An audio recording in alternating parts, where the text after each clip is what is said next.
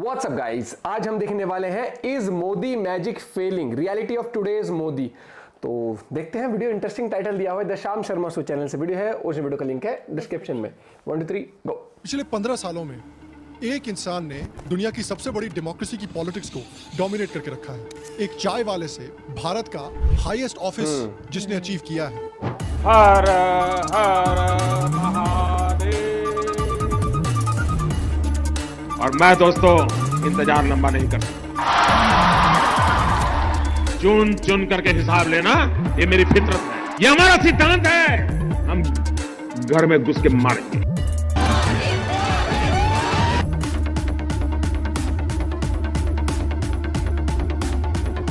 Prime Minister Modi is the boss.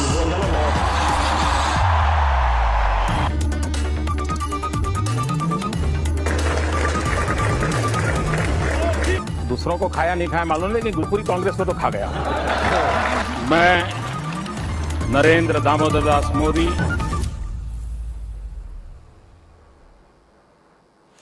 Narendra Modi सिर्फ एक politician नहीं रहे हैं, वो एक फिनोमिनन रहे हैं। Undefeated, unchallenged, unstoppable. लेकिन 2024 ने कुछ ऐसा लाया जो किसी ने भी एक्सपेक्ट नहीं किया था। As polls were predicting, 289 is the number for the NDA. The results in Uttar Pradesh are not only surprising but shocking for us.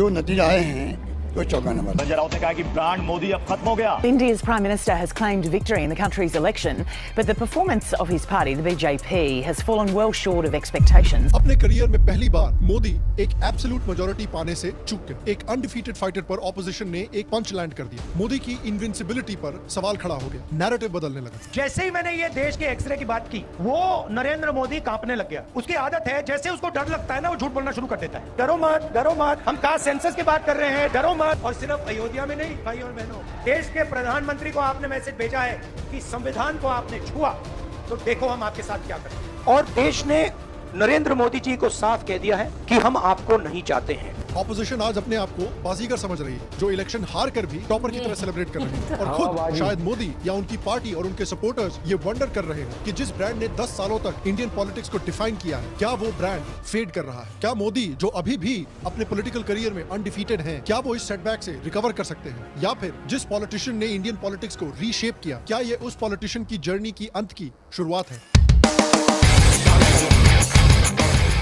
Hello, Shyam Sharma show के इस एपिसोड में आपका बहुत बहुत स्वागत है। मैं हूं सेकुलरिज्म का सीईओ श्याम शर्मा और आप सबको एक सेकंड। तो देखिए, मोदी ऑलरेडी इंडिया के सबसे हिस्टोरिक प्राइम मिनिस्टर्स में से एक की तरह जाने जाएंगे। उनकी जर्नी इतनी कमाल की है कि उस पे एक मूवी बन सकती है। नहीं, एक बेटर मूवी। मोदी एक ऐसे इंसान है जिन्होंने 8 साल की उम्र में ही आरएसएस ज्वाइन कर ली थी। वो अपनी पूरी यंग जिंदगी एक आरएसएस कार सेवक रहे। 1978 में वो आरएसएस के विभाग प्रचारक बने। 1981 में एक प्रांत प्रचारक बने। नरेंद्र मोदी के काम से बीजेपी प्रेसिडेंट एलके अडवाणी बहुत इंप्रेस हुए और 1987 में उन्हें बीजेपी में शामिल कर लिया गया। यहाँ पर उन्होंने पार्टी को आगे बढ़ाने का काफी काम किया, चाहे 1987 के अहमदाबाद म्युनिसिपल इलेक्शन में बीजेपी की जीत हो या फिर 1990 में अडवाणी जी की रथ यात्रा को सक्सेसफुल बनाने में उनका काम हो। साथ ही साथ उन्होंने कुछ ऐसे गीगा चैट मूव्स भी किए जिसकी वजह से उनका नाम बढ़ने लगा। उनको एक बार कश्मीरी आतंकियों ने ललकारा था और उनका रिस्पांस देखिए।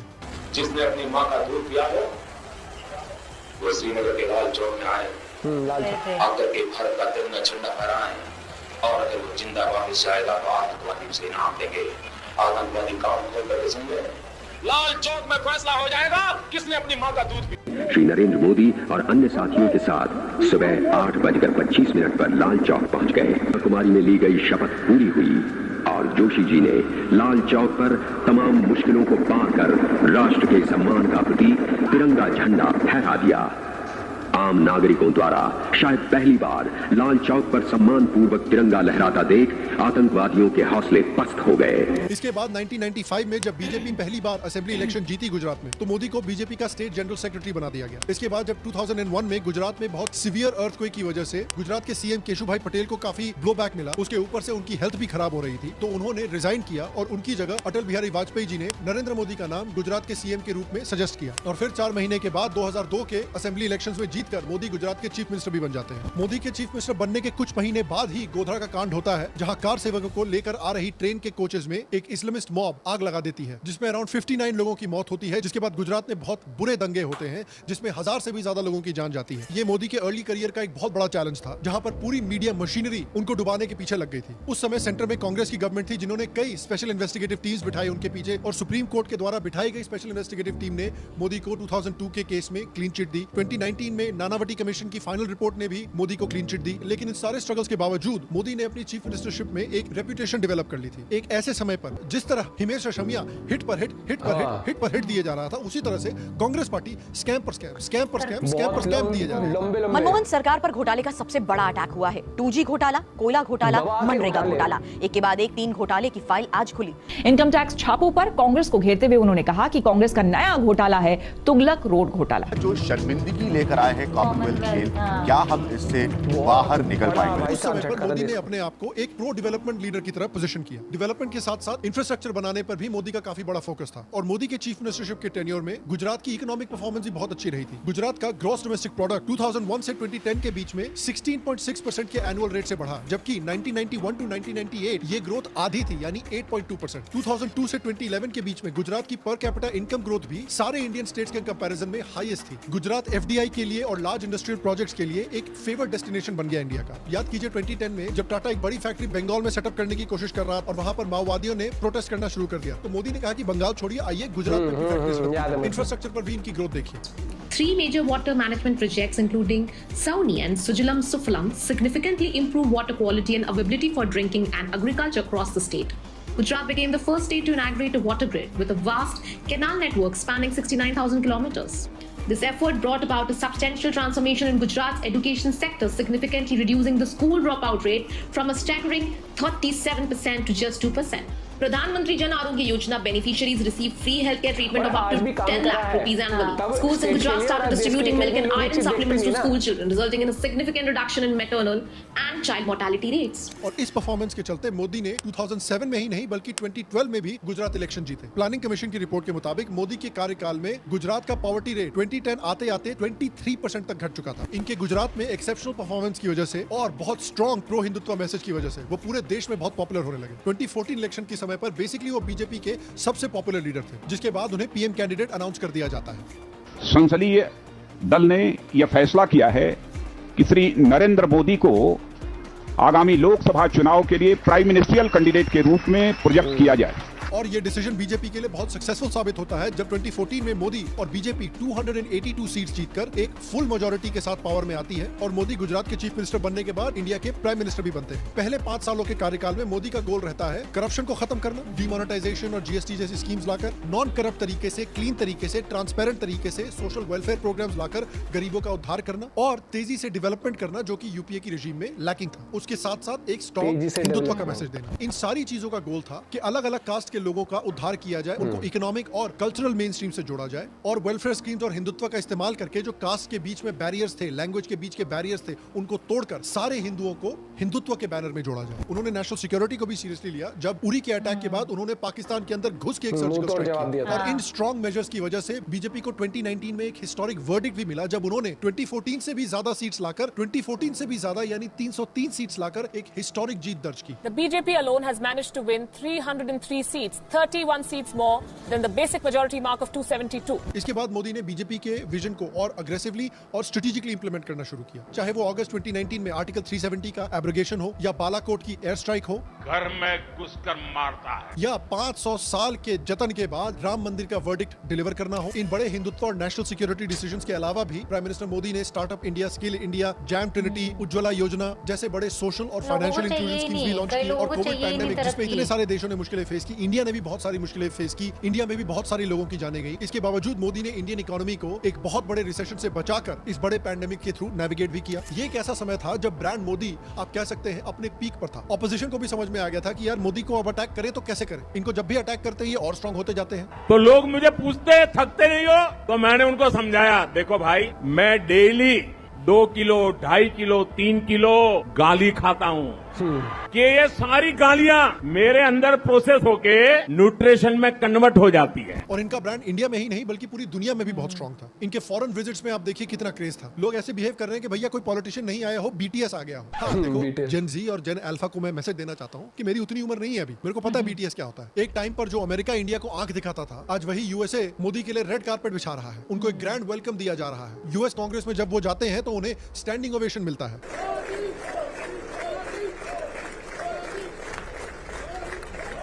मोदी को अलग अलग देशों के हाईएस्ट सिविलियन अवार्ड्स मिल रहे हैं। यूएस में उन्हें लीजन ऑफ मेरिट दिया गया, रशिया का ऑर्डर ऑफ सेंट एंड्रू दिया गया, फ्रांस का Grand Cross of Legion of Honour दिया गया, ग्रीस का Grand Cross of Order of Honour दिया गया, इजिप्ट का ऑर्डर ऑफ नाइल, भूटान का Order of Druk Gyalpo, Maldives का निशान इज्जुद्दीन अवार्ड, फिजी का ऑर्डर ऑफ फिजी अवार्ड। लेकिन देखिए ब्रांड वैल्यू की क्या चीज होती है कि वो कभी भी स्टैग्नेट नहीं होती है। या तो इस ब्रांड की वैल्यू बढ़ रही है या फिर घट रही है। मोदी की ब्रांड वैल्यू इतनी स्ट्रांग थी कि लोग एक्सपेक्ट कर रहे थे कि 2024 में मोदी बहुत कंफर्टेबली इलेक्शन जीतेंगे। पूरा देश कह रहा है अब की बार।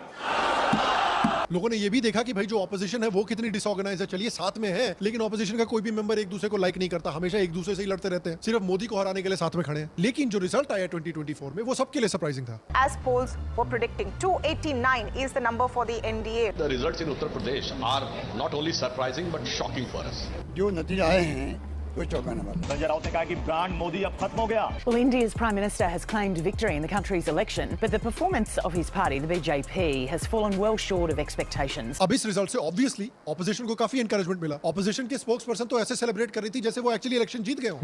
ये ऐसे वाला फुल हवाबाजी। देखना ये तो मुझे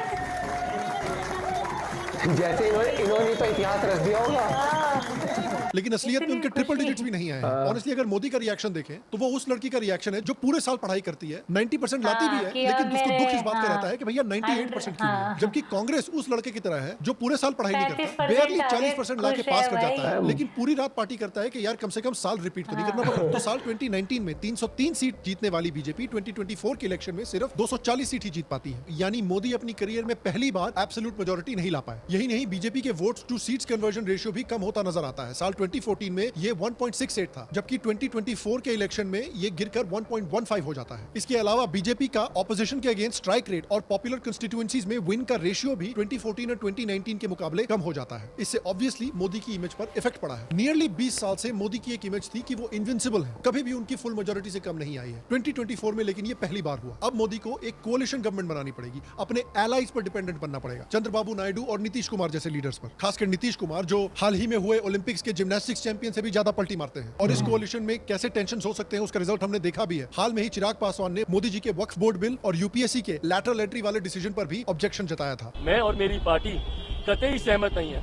आज जिस तरीके से कुछ पदों के नियुक्तियों के लिए डायरेक्ट बहाली के लिए सीधा वहां से डिमांड्स मांगी गई है जिसमें आरक्षण का ध्यान नहीं रखा गया है, इस बात के मेरी पार्टी भी पूरी तरीके से खिलाफ है। तो ऐसे नाजुक सिचुएशन में एलाइज को नाराज करना बीजेपी को महंगा पड़ सकता है। बीजेपी को और मोदी को एक और सेटबैक ये मिला है कि बीजेपी और मोदी इस बात के लिए फेमस थे, किसी भी एरिया का कास्ट अरिथमेटिक ऑपोजिशन से बेहतर समझते थे कि भाई किस कास्ट का कैंडिडेट कहां सिलेक्ट करना है, किसके खिलाफ लड़वाना है, किस कास्ट को कहां रिप्रेजेंटेशन देना है प्रॉपर्ली। लेकिन 2024 में एटलीस्ट उत्तर प्रदेश में इस कास्ट अरिथमेटिक में सपा ने बीजेपी को हरा दिया। सपा बीजेपी से बेहतर तरीके से इस कास्ट अरिथमेटिक को एटलीस्ट पूर्वांचल के एरिया में समझ पाई। और इस इलेक्शन में एटलीस्ट ऑपोजिशन इस बात को समझ गई है कि अगर हिंदू यूनिटी को तोड़ना है, बीजेपी के हिंदुत्व मूवमेंट को तोड़ना है, तो बेसिकली उसका यही तरीका है कि हिंदू सोसाइटी को कास्ट के बेसिस पर टुकड़े टुकड़े में बांटा जाए। तो ब्रांड मोदी को यह भी सदमा लगा है। ब्रांड मोदी को तीसरा सदमा यह लगा है कि उनके पहले टर्म में उनकी एक रेपुटेशन थी कि भैया ये स्ट्रॉन्ग डिसीजन मेकर है, एक बार डिसीजन ले दिया तो कोई हिला नहीं सकता इनको। लेकिन उनके सेकंड टर्म में उनका एक रेपुटेशन डेवलप होने लगा कि ये डिसीजन पर एक्चुअली यू टर्न ले सकते हैं, और ये एक तरह से इनके ब्रांड में एक वीकनेस को दर्शाता है। फॉर एग्जाम्पल, एक बड़ा किसान आंदोलन होने के बाद उन्होंने फार्म लॉस को वापस ले लिया। फुल मेजॉरिटी होने के बाद भी सीएए को लागू करने में पूरे 5 साल लग गए। बीजेपी और मोदी कांग्रेस के लॉ एंड ऑर्डर को इतना क्रिटिसाइज करते हैं, उसके बावजूद आप देखिए कि दिल्ली में सीएए के प्रोटेस्ट के बाद जो राइट्स हुए और फार्मर्स प्रोटेस्ट के बाद जो दिल्ली में राइट्स हुए, दोनों के लिए बीजेपी रिस्पॉन्सिबल है, क्योंकि दिल्ली की लॉ एंड ऑर्डर बीजेपी के हाथ में है। ऊपर से यूनिफॉर्म सिविल कोड बीजेपी ने इतने समय से प्रॉमिस किया है, वो अभी तक लागू नहीं हुआ। कुछ ही दिनों पहले पता चला कि बीजेपी ने ब्रॉडकास्ट बिल पार्लियामेंट में लाने से पहले ही वापस ले लिया, और साथ ही हाल में ही ऑपोजिशन के हमले के बाद यूपीएससी के लैटरल एंट्री पर भी बीजेपी ने यू टर्न ले लिया है। इसके अलावा बजट सेशन में जो इंडेक्सेशन बेनिफिट खत्म किए थे उन्हें भी अब फिर से रिस्टोर कर दिया गया है। अब देखिए बीजेपी कहेगी कि भाई देखिए हम अपनी इलेक्टोरेट का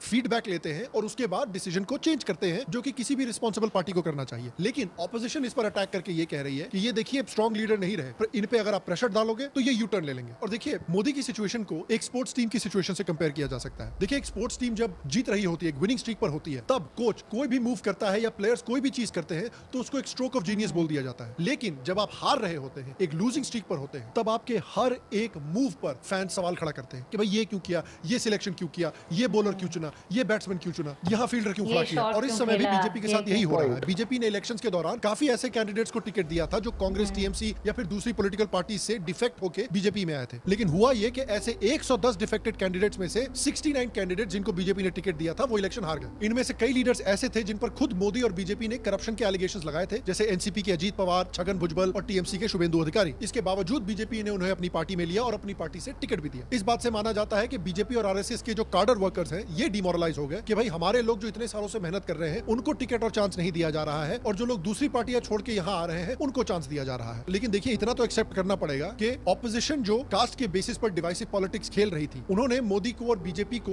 चोट तो पहुंचाई है। उन्होंने जो ग्राउंड लेवल पर मिस इन्फॉर्मेशन स्प्रेड की कि अगर भाई मोदी ने 400 पार कर लिए तो वो कॉन्स्टिट्यूशन को चेंज कर देंगे और रिजर्वेशन हटा देंगे। ऑपोजिशन इस बात को अच्छे से समझ चुकी है कि मोदी ब्रांड को तभी कमजोर किया जा सकता है जब मोदी के हिंदू वोटर बेस डिवाइड हो। कि ये लोग कॉन्स्टिट्यूशन को, गरीबों के अधिकार को जड़ से खोद कर फेंकना चाहते हैं। अब ऑपोजिशन पूरी तरह से हिंदू सोसाइटी को कास्ट के बेसिस पर डिवाइड करने में लग गई है। चाहे इससे इंडियन सोसाइटी के टुकड़े हो जाए, भारत के टुकड़े हो जाए, इंडियन इकोनॉमी बर्बाद हो जाए, इंडिया की ग्रोथ स्टोरी खत्म हो जाए, इनको फर्क नहीं पड़ता। राहुल गांधी को देख लीजिए, कास्ट सेंसस की डिमांड कर रहे हैं, जितनी आबादी उतनी हक का प्रॉमिस कर रहे हैं, कह रहे हैं कि देश में इकोनॉमिक सर्वे करेंगे और इनको अगर लगा कि किसी कम्युनिटी के पास ज्यादा पैसा है तो उनका पैसा लेकर दूसरी कम्युनिटीज में बांट दिया जाएगा। पूरे देश को पता लग जाएगा कि हिंदुस्तान का धन कहां है, किसके हाथ में है, पिछड़ों के हाथ में कितना, दलितों के हाथ में कितना, गरीब जनरल कास्ट के हाथ में कितना, महिलाओं के हाथ में कितना। दलित पिछड़े भैया मेरे 50% लोग हैं, मेरे 2% धन है, मुझे 50% धन चाहिए। कर्नाटका में अभी हाल में ही प्राइवेट सेक्टर जॉब्स में 50% से 75% तक रिजर्वेशंस अनाउंस किए गए थे, जो कि आउट क्राई के बाद कैंसिल किए गए। अब तो देख लीजिए राहुल गांधी बॉलीवुड और मिस इंडिया कॉन्टेस्ट में भी रिजर्वेशन मांग रहे हैं। बॉलीवुड की बात करेंगे, वहां पे डांस गाना दिखेगा, उसमें भी आपको कोई 90% का नहीं मिलने वाला। तो मैंने लिस्ट निकाली मिस इंडिया की, मैंने कहा भैया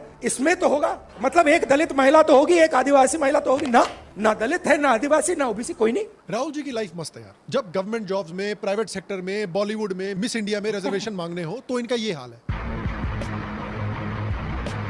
लेकिन जब उनकी अपनी पार्टी में अपर कास्ट को हटाकर प्राइम मिनिस्टीरियल कैंडिडेट की पोजीशन के लिए रिजर्वेशन प्रोवाइड करने हो तो इनका ये हाल है। क्योंकि भाई तब उनको अपनी कुर्सी छोड़कर किसी ओबीसी या शेड्यूल कास्ट को देनी पड़ेगी। ये तो हो नहीं सकता ना, क्योंकि भाई प्राइम मिनिस्टर की कुर्सी तो उनके पिताजी की जागीर है। अब हालत ये है कि लोग अब स्पोर्ट्स में भी रिजर्वेशन मांग रहे हैं। हमने ऑलरेडी आपको कुछ वीडियोस में एक्सप्लेन किया है कि इस तरह के जितनी आबादी उतना हक और अनरेगुलेटेड रिजर्वेशन दी जाती है तो क्या होता है। हमने आपको लेबनान का एग्जांपल दिया है, वेनेजुएला का एग्जांपल दिया है, जिम्बाब्वे का एग्जांपल दिया है, जहां इस तरह की वेल्थ रिडिस्ट्रीब्यूशन और अनरेगुलेटेड रिजर्वेशन से वो देश पूरी तरह से बर्बाद हो। अब यहाँ पर क्लिक करके उन वीडियोस को देख सकते हैं। लेकिन देखिए ऑपोजिशन को सिर्फ सत्ता की पड़ी है, उनको सोसाइटी की नहीं पड़ी है, इकोनॉमी की नहीं पड़ी है, अल्टीमेटली देश की नहीं पड़ी है। लेकिन आज ऑपोजिशन के मुंह में खून लग चुका है। वो मोदी को एक उस तरह के अनडिफीटेड फाइटर की तरह देख रहे हैं जो अपने सारे फाइट्स बड़ी आराम से जीत जाता था। लेकिन ये जो लास्ट फाइट हुई है वो जीता जरूर, लेकिन ये फाइट उसके लिए बहुत डिफिकल्ट थी और ओपोनेंट जो थे उस पर काफी सारे पंचेस लैंड कर गए। तो जो ऑरा है इनविंसिबिलिटी की वो मोदी की कम हो गई है। अब शायद ये लोग सोचते हो कि जब तक वो इनविंसिबिलिटी की ऑरा थी तब तक मोदी जीत सकते हैं, लेकिन अब वो जो ऑरा खत्म हो गई है तो उनकी ब्रांड वैल्यू खत्म हो चुकी है। अब वो नहीं जीते। क्या ये बात सच है? देखिए पॉसिबिलिटी है कि ये बात सच है। हो सकता है कि 2029 में ये हार जाए, लेकिन हमने देखा है हिस्ट्री में ऐसे एग्जांपल्स जहां पर ब्रांड्स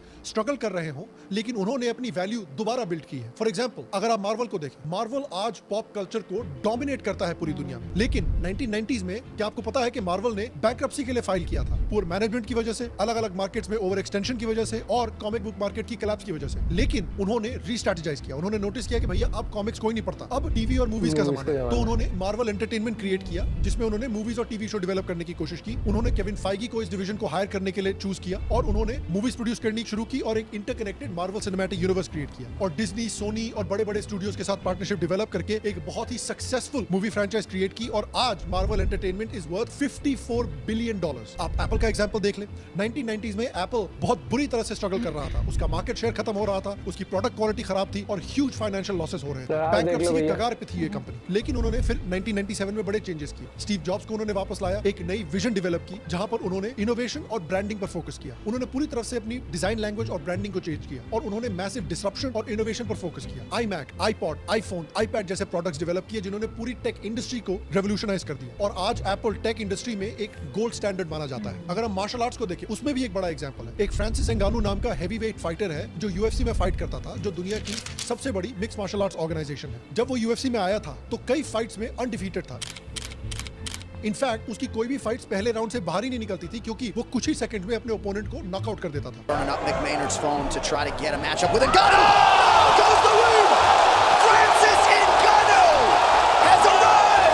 वो यूएफसी का सबसे स्कैरी फाइटर माना जाता था, लेकिन जब उसकी पहली चैंपियनशिप फाइट आई तब उसका मुकाबला हुआ एक वेटरन और बहुत ही टैलेंटेड फाइटर से जिसका नाम था स्टीपे मियोचिच, जिसने उसके पावर पंचेस को अवॉइड किया, अपनी रेसलिंग को यूज करके पहला राउंड सर्वाइव किया। और क्योंकि फ्रांसिस एंगानू कभी भी अपने करियर में पहले राउंड के बाहर गया ही नहीं था, वो बाकी राउंड्स में थक गया, उसकी स्टैमिना खत्म हो गई और वो फाइट हार गया।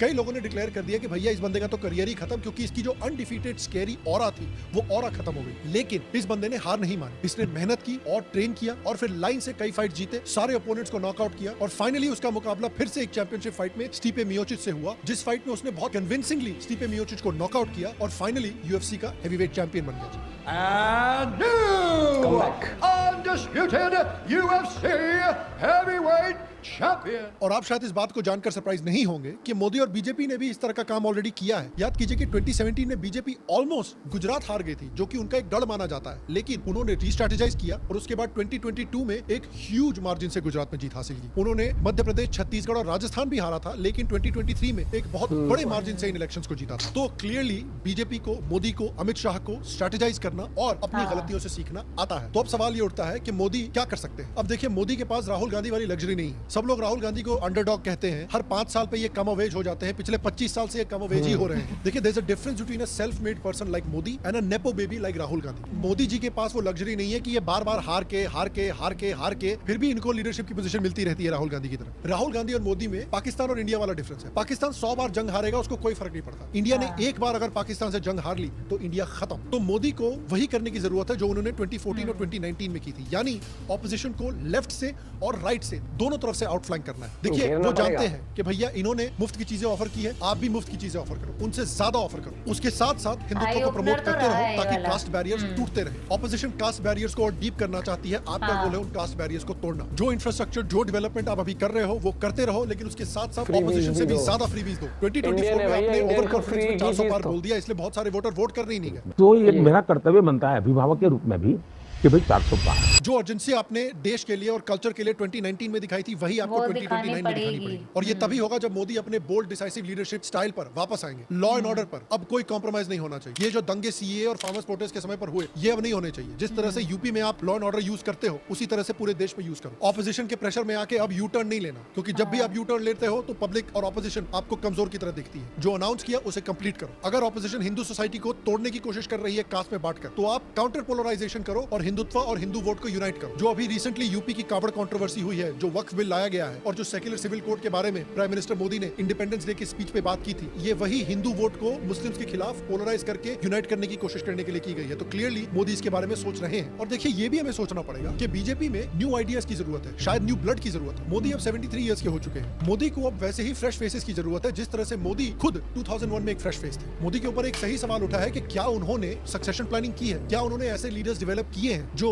2029 के बाद उनकी जगह ले सके। क्या वो लीडर योगी हो सकते हैं? क्या वो लीडर हेमंत बिस्वा हो सकते हैं? क्या वो चिराग पासवान हो सकते हैं? या आंध्र प्रदेश के पवन कल्याण हो सकते हैं? तो जब एक ब्रांड डिक्लाइन में होता है तो नए आइडियाज की जरूरत होती है, रैडिकल आइडियाज की जरूरत होती है। पिछले 10 सालों में सारे इलेक्शंस मोदी के नाम पर जीते गए, तो अब शायद बीजेपी को ऐसे लीडर्स की जरूरत है जो अपने नाम पर पॉपुलर हो, मोदी की तरह ही। और आपको क्या लगता है, कौन है वो लीडर? क्या वो योगी है, हेमंत बिस्वा है, चिराग पासवान है, पवन कल्याण है, या कोई और है? और आपको क्या लगता है कि मोदी क्या कर सकते हैं अपनी ब्रांड पावर को वापस रीगेन करने के लिए? नीचे कमेंट सेक्शन में। वीडियो इंटरेस्टिंग थी और एक पॉइंट है कि जो 4 लीडर्स के नाम लिए, ये है फेमस भी हैं, काम भी बोलता है इनका, और लोगों के बीच पॉपुलैरिटी भी है। चाहे योगी जी की हो, चाहे हेमंत बिस्वा की हो, चाहे चिराग पासवान की हो, या फिर अगर हम बात करें पवन कल्याण की। लेकिन अभी मैं बात करूंगा कि मोदी जी की। अभी ये चीज देखनी पड़ेगी कि इंडिया में ना, सीधा बोलूंगा, मुस्लिम बंटते नहीं है, हिंदू में ना बहुत जल्दी बढ़ जाते हैं हम। जातिवाद इतना जिस दिन डीप रूट आया था, वो रिजल्ट आया था ना, उस दिन मेरी मतलब एक फ्रेंड है, ठीक है, मुस्लिम उससे है, उनसे मेरी बात हुई थी, तो उन्होंने पता मतलब वो ऐसे वॉक करते हुए बात कर रही थी, जैसे घर के बाहर कर रहे होते हैं, ठीक है, तो घूमते घूमते बात कर रहे थे, तो उनके साइड से एक आंटी निकली, तो बात चल रही थी इलेक्शन रिजल्ट की, ऐसी नॉर्मल टीवी चल रहा था ना सामने, तो वो जो आंटी उनके सामने से निकली थी वो भी मुस्लिम थी, तो मेरे को तक को आवाज़ आ गई थी, वो पता है क्या बोल के निकली थी उसको, कि वो यूपी का बताया कि वहाँ तो हिंदुओं ने खुद ही अपना वो कर दिया, आपस में इतने बट गए, हमें देखो हम एकजुट हो गए एक आदमी को वोट डाल के आए सारे। हमारे यहाँ जब तक हम जात पे बचते रहेंगे ना भैया, कुछ नहीं होगा। ऐसे ये चीज समझना पड़ेगा आपको। ये है तो वो है। एक बात बताओ, अगर इतना पूजा तो एक भगवान की कर रहे हो, ठीक है, अगर महादेव जी की पूजा है वो तो हर हिंदू कर रहा है, चाहे शर्मा हो, जाट हो, गुजर हो, भगवान की पूजा में जातिवाद नहीं करेंगे हम। हाँ। लेकिन ऐसा जब आ जाता है ना तो हम बट जाते हैं। ये तो बहुत ज्यादा हुआ, अगर एक भगवान के सारे पूजा करते हो तो मुझे बड़ी वो लगे। और ये चीज उस टाइम भी बोली थी, जब आप वोट डालते हो ना, किसी का सुना है नहीं, मैंने फोन पे सुना, जैसे वो आंटी ऐसे बोल गई कि ये है, ये रियलिटी है। और जब तक आप बट के चलोगे ना, आप ही ज्यादा लोग आपका फायदा उठाएंगे। ऑपोजिशन ने फायदा उठाया, क्या बोला, कॉन्स्टिट्यूशन बदल देंगे, झूठ फैलाया, हर एक चीज चली, उनकी मर्जी थी, उनने करा। लेकिन बात ये आती है कि आपको ये चूज करना है आपके लिए क्या सही है क्या नहीं है। हाँ। 2 रुपए का पैकेट या 5 रुपए का 10 का पैकेट है, चिप्स का पैकेट देके भैया आप बच्चों को खुश कर सकते हो। अगर आप देश की चिंता करते हो, ओवरऑल डेवलपमेंट की चिंता करते हो और एक भविष्य की, नहीं बताते हो, उस बच्चे को भी ना बस उस हद तब तक ही खुश कर सकते हो। जब वो बच्चा मैच्योर हो जाएगा तो कार्टून नेटवर्क नहीं देखेगा, तब वो बच्चे ने क्या बोलते, पढ़ ले फिर टीवी देख, कार्टून देख लियो, है ना। वो बच्चे जब खुद क्वेश्चन, आज 12वीं के बच्चे को बोलो, हमें तो अकल नहीं थी, आप क्या कर रहे थे उस टाइम। आज 12वीं के बच्चे को बोलो पढ़ाई कर ले, उसके बाद ना तू कार्टून नेटवर्क देख लियो, नहीं देखेगा वो, क्योंकि वो उसका साइकोलॉजिकली वो ग्रो हो चुका है, मेंटली ग्रो हो चुका है। ठीक है, वैसे ही आज हम इन फ्रीबीज के चक्कर में जातिवाद में बढ़ जाते हैं, फिर 20 साल बाद जब हमारे बच्चे हो जाते हैं ना, फिर जब उनका फ्यूचर दिखता है तो डामाडोल है। छोटा सा एग्जांपल दूं, आज हम चाइना से पीछे क्यों हैं? क्योंकि हमारी सरकारों ने पहले डेवलपमेंट में फोकस उतनी तेजी से करा ही नहीं। हमको मॉडर्नाइज डेवलप्ड नेशन की तरफ हम लोग लेके ही नहीं गए। छोटा सा एग्जांपल दूं ना, अगर इतने बड़े लेवल पे आज फ्रीबीज चलो, जिनको जरूरत है उनको दो। ये तो भाषण ही ऐसे है। नहीं, अगर मान ले, सुन, अगर मैं हूँ, ठीक है, एक फैमिली है, आज मैं बोल रही हूँ कि मैं मतलब अपने बच्चे को ही बोल रही हूँ कि तुझे कुछ करने की जरूरत नहीं है, मैं महीने के इतने पैसे तुझे दे दूंगी। कल को मैंने उसकी शादी करा दी, उसके बच्चे हुए, उसकी शादी, मैं कौन सी पीढ़ी तक दे पाऊंगी वो फ्री वाला कि तू कुछ मत कर, मैं तुझे दे रही हूँ महीने के इतने। तो ये चीज़ आप भी सोचना, आज आप फ्री बीज मांग रहे हो, कल को अपने बच्चों को करा दोगे उसके आगे, लेकिन एक पीढ़ी तो आपको गाली ही देगी आगे कि कर क्या रहे थे आप जब काम करने का टाइम था। तो लीडर जब आप बिठा रहे हो तो लीडर को देश के लिए भी चुनो यार, देश का विजन लेके भी चलो कि देश को हमें आगे बढ़ाना है। फिर हम कहते हैं चाइना इतना आगे निकल गया, अमेरिका इतना आगे निकल गया, ऐसे निकलता है? हम ही करवा रहे हैं वो चीजें। अबे भैया, कॉमनवेल्थ जैसा जिसको कह रहे थे कि देश की इज्जत बढ़ाएगा, देश की मिट्टियां पलेत कर दी उस तो बहुत में। उस टाइम पे तो हगने के बाद धोने के लिए जो टिश्यू लाए गए थे ना, कितने का आता है और कितनों के उसका बिल बनाया था, लाइटों कितने का बिल, कितने हजार के पंखे दिखाए गए उस बिल में। लूट लिया उस टाइम पर, मतलब इतना बड़ा घोटाला, 2G स्पेक्ट्रम घोटाला, कोयला घोटाला, दबा के घोटाले। लेकिन फिर क्या होता है दुनिया में, लेकिन हम बस उसी में जातिवाद में बट जाएंगे कि ये फ्री मिल रहा है। एक बार ग्राउंड रियलिटी में जाके चेक करना कि बीजेपी गवर्नमेंट ने या मोदी जी ने कितनी स्कीम्स लाई। इतना ही अगर आपको स्कीमों में इंटरेस्ट आता है तो उन स्कीमों को देखोगे तो आपको सच में समझ आएगा कि ग्राउंड लेवल पर कितना काम किया गया और आप कैसे कैसे बेनिफिट ले सकते थे। तो वो चीज़ है, सोचिए। मिलते हैं वीडियो के साथ, बाय बाय, टेक केयर।